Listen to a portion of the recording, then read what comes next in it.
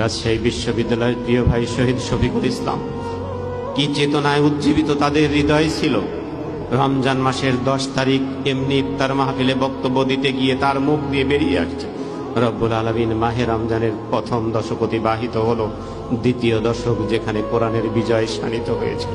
আল্লাহ, আমি যদি কোরআনের দ্বিতীয় দশকে শহীদ হয়ে যদি বদরের শহীদদের সাথে তোমার পাশে গিয়ে দাঁড়াতে পারতাম, আমি আমার জীবনের সার্থকতা ফিরে পেতাম। ইফতারের পূর্ব মুহূর্তে তার মুখ দিয়ে বেরিয়ে আসলো, বেরিয়ে আসার 17 ঘন্টার ব্যবধান। 11ই রমজান, বাতিলের সাথে সংঘর্ষে একটি বুলেট এসে যখন তার শরীরে বিদ্ধ হলো, রক্তাক্ত অবস্থায় তাকে যাত্রীবাহী বাসে করে রাজশাহী মেডিকেল কলেজে নিয়ে ভর্তি করা হলো।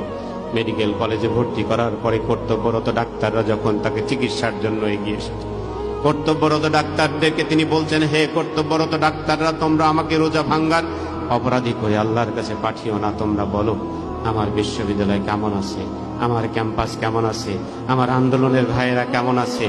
এমনি খোঁজ খবর নিতে নিতে প্রিয় ভাই শহীদ শফিকুল ইসলাম রাজশাহী মেডিকেল কলেজের সেই বেডেই তিনি শাহাদাত বরণ করেছেন।